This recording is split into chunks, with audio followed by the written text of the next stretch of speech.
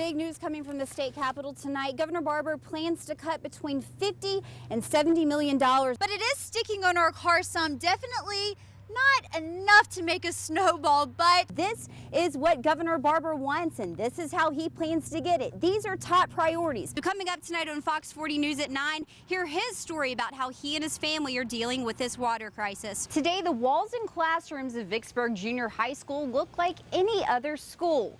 But yesterday, well, that was a different story. We had a hard time finding a parking spot, and folks are trickling in and out of Best Buy.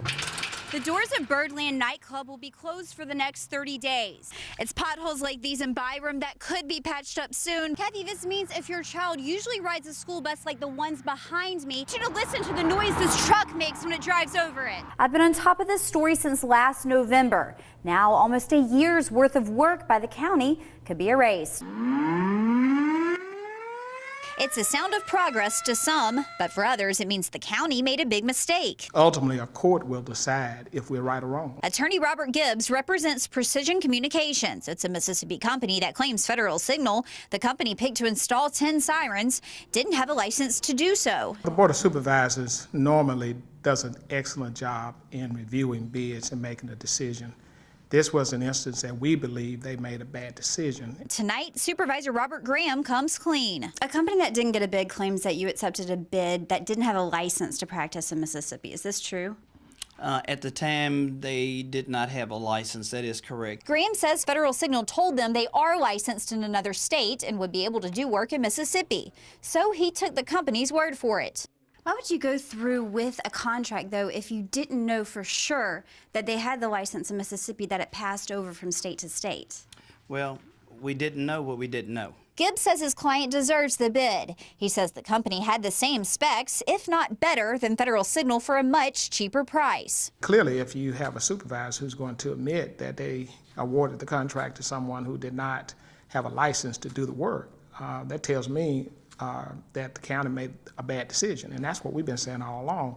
If a judge rules in Precision's favor in the end, the attorney says it's the court's call on what to do with the sirens. We believe that those 10 sirens would probably have to come down, and my client would then go in and put 10 sirens up and put in the rest of the sirens for the county. It's a waiting game, and only time will tell if the sirens will keep sounding off. Reporting in Jackson, I'm Haley Westbrook, Fox 40 News at 9.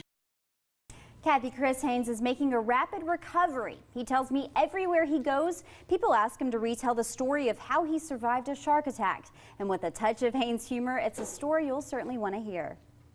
Looking better. I mean, that's not the prettiest foot in the world. It's been a long road to recovery for Chris Haynes. See those teeth marks? With a slow and steady walk, Haynes gets by just fine. Well, I'm gonna just head down the hall. The survivor's scars and family photos tell an amazing story of survival. Right place at the wrong time to get hit by a shark.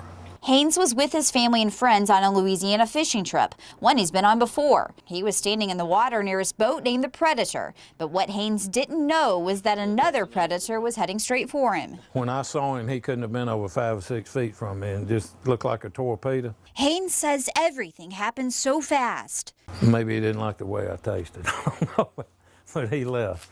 The shark bit Haynes right below his knee. His friends and family did all they could to drag him back to his boat. They got a clean, bath towel and folded it a couple of times and put it around all the wounds. They were able to control the bleeding, and about 45 minutes later, Roger. Help came. Easy ported, right? This is video of the U.S. Coast Guard helicopter pulling Haynes to safety. And they had the big basket and they pulled me up. And these pictures show the dramatic rescue frame by frame. The first doctor that saw me said, you started Shark Week.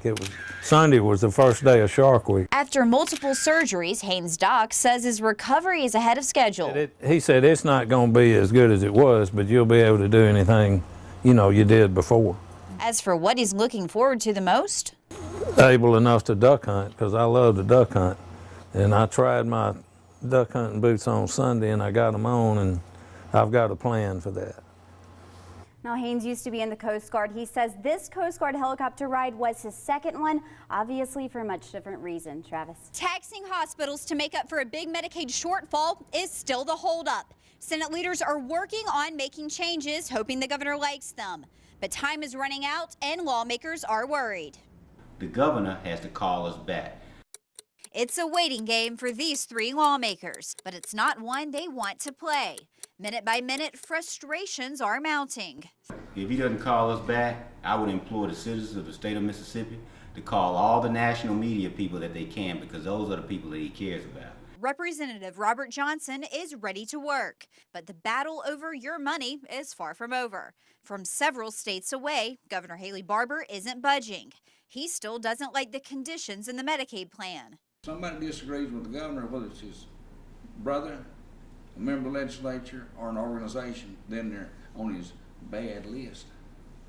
Representative Dirk Dito signed off on a Medicaid agreement Saturday. He's sticking to his plan unless a better one comes his way. I think it would do well to let the legislature simply vote on this, up or down. But Senator Doug Davis says it's not that simple. The clock is ticking, and some lawmakers say 174 members arguing over an unresolved Medicaid issue could slow it down. When we were here earlier, the members got tired, they got frustrated about sitting down here, quote, doing nothing.